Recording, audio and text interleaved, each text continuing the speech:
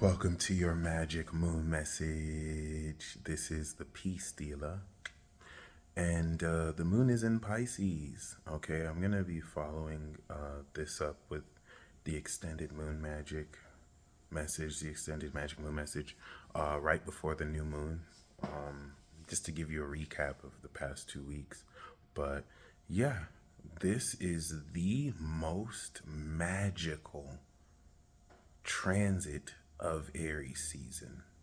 What constitutes a magical transit are transits that pass through mutable signs. The cardinal signs are Aries, Cancer, Libra, and Capricorn, indicating action, power, defining character. The fixed signs are Taurus, Leo, Scorpio, and Aquarius, indicating royalty, one's worth, value, and currency. This is strength. And then, of course, the mutable signs, Gemini, Virgo, Sagittarius, and Pisces, indicate magic, perspective, and change.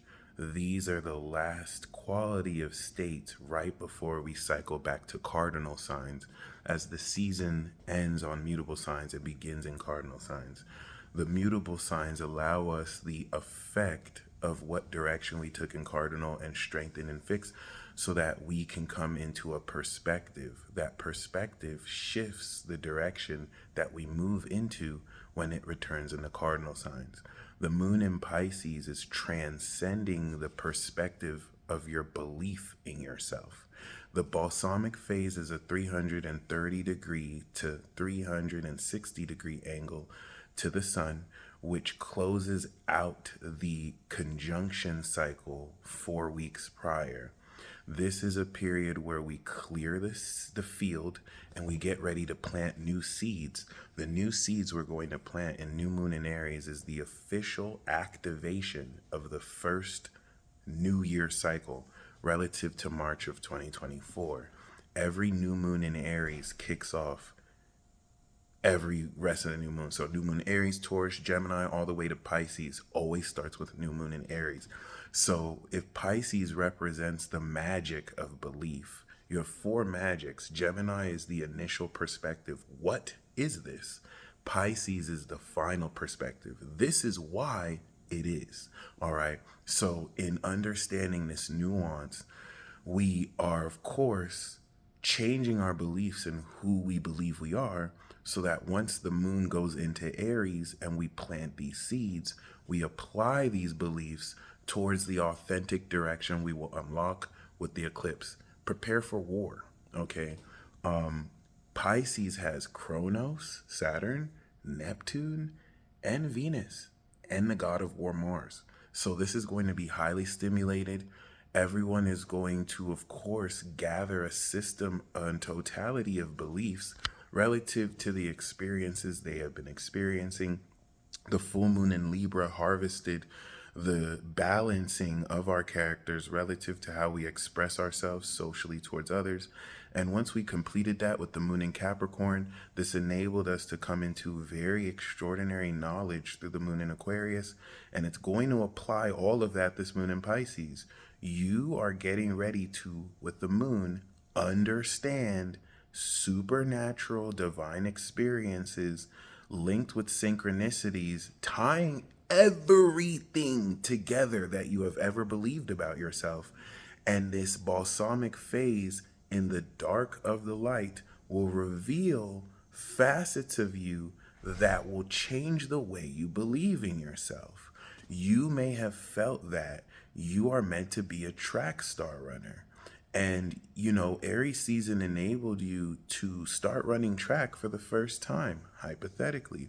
The moon in Pisces is now overcoming old beliefs around thinking maybe you're not good enough at track, or maybe this might not be for you, by helping you understand facets of yourself outside of your consciousness that will restore greater belief.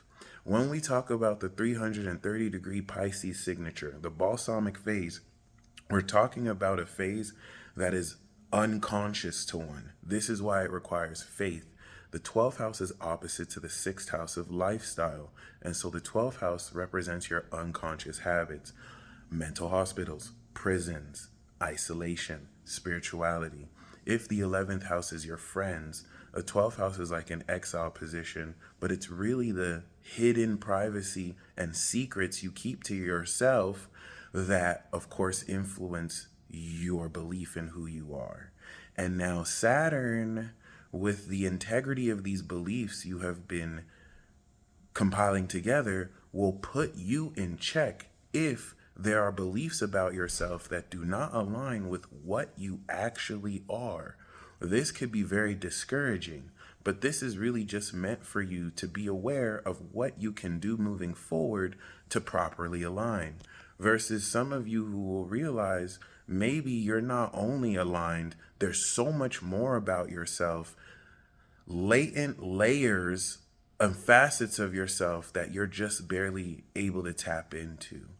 Running a race and realizing, wow, I ran that way faster than I expected to. Now, when I activate this cycle, I am changing my beliefs around thinking maybe I'm not good enough at this to I think I can do this. There's still training necessary. Virgo season isn't here yet. There's still mastery, there's still practice. But as far as getting ready to activate a brand new 20-year cycle, as the North Node will take 19 years to come back into Aries, this is one of the most significant eclipses that we are having in the midst of the world literally ending as we know it with Saturn in Pisces. Okay.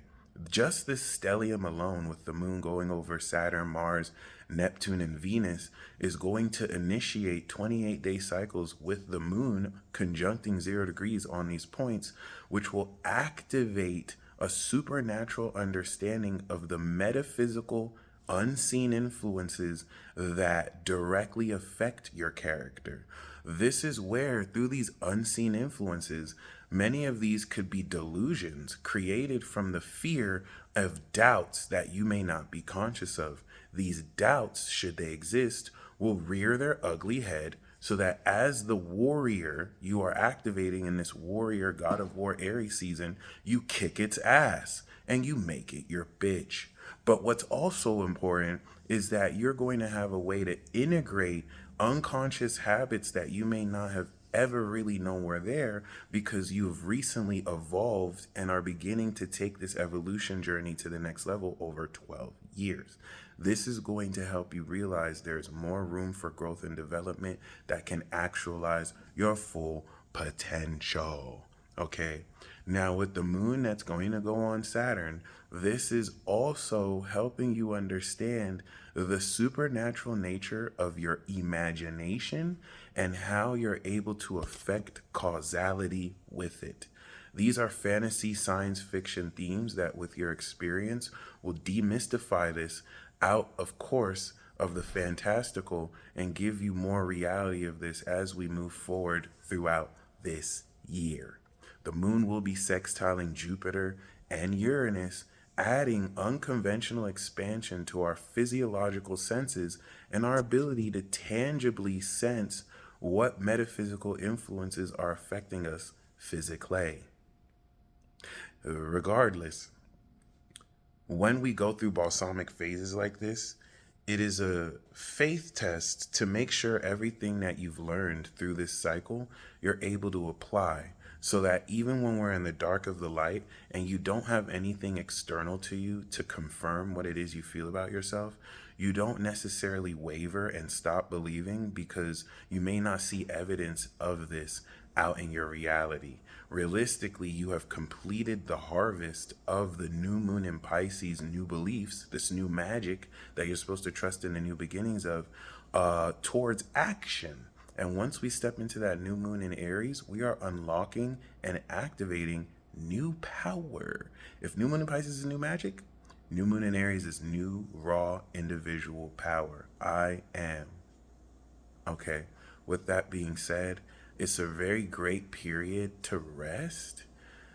You may feel a little bit drained of energy and lethargic, and that's because we're clearing the field collectively, and we're getting ready to all spark brand new personal missions as we each sow individual seeds reflected by the individual authentic actions towards the direction we feel aligns with who and what we are. This is imperative. You will be pressured to perhaps forsake your authentic decisions based on a more safe, popular idea that is collectively accepted. And if your decision, which is authentic to you, aligns with that, you should do it. If what you're doing runs contrary to that, challenge yourself to maintain the unpopular opinion. Regardless of what I think or anyone thinks, it's not about how right we are or you are. It's about how authentic you stand on what it is you're doing. That will literally get you everywhere you need to go right now. So allow this moon in Pisces to reveal secrets kept from your consciousness, as you will use that to activate this new cycle. This can induce paranormal activity, very, very unique and strange dreams, synchronicities that blow your mind to pieces. We are at the culmination of one of the most legendary balsamic phases we will have all year. And you want to allow this period to reveal to you how you may still be getting in your own way, or if you're not, how you can maximize on this potential. Especially as the moon gets closer to Venus and Neptune, as it will come out of Pisces. This will step into the more transcendence of your imagination as an application if your body is hardware or a vehicle, and it's going to reveal divine miracles relative to now new directions you can apply this belief in yourself into. Don't be surprised if during this period your belief in yourself is changed, because now you are experiencing the final effect, Pisces, of the completion of harvest that began moon in Capricorn, which was the cause. Aquarius charged up that cause, and Pisces is the effect of this completion of harvest. And by you experiencing supernatural qualities of the metaphysical nature of yourself, which extends beyond the 1% of the electromagnetic spectrum that you can realistically see, well, that's going to change what and how you believe in yourself. And it's going to open up greater possibility so that you can take action during the new moon and get her done. Wow. You guys stay blessed as always. I personally recommend you spend the next 2 days being as completely delulu as possible. Stretch out your imagination. Don't let your current perceived limits stop you from believing what it is you want to believe. You will be guided along the way. You are never alone. So as you emit that intention to the universe, it will co-create with you. And balsamic phases like this teach you that even though you may feel isolated and alone, you are never alone. You are never separate from anyone else on this world. And separation is an illusion. So this definitely with Mars enables you to understand the imaginal act and divine actions that need to be taken in order to facilitate this application. And given that it's 12th house to the sun, the only thing you need to do is surrender. You cannot serve two masters. So don't make the intention that you believe in your higher self or you believe in higher forces, and then out of impatience or insecurity, try to do what God has already planned to do for your life. You either believe or you don't. And if you can at least suspend your critical mind by delving in your imagination, this is definitely going to transcend the way it is you even believe in yourself. And yeah, thank you guys as always for tuning in. I love each and every single one of the comments you guys share. It overjoys me that this really does speak to you. I will put out a part 2 tomorrow just so we can go more into the magical element and aspect of this transit. But prepare to experience things that will change the way you question everything.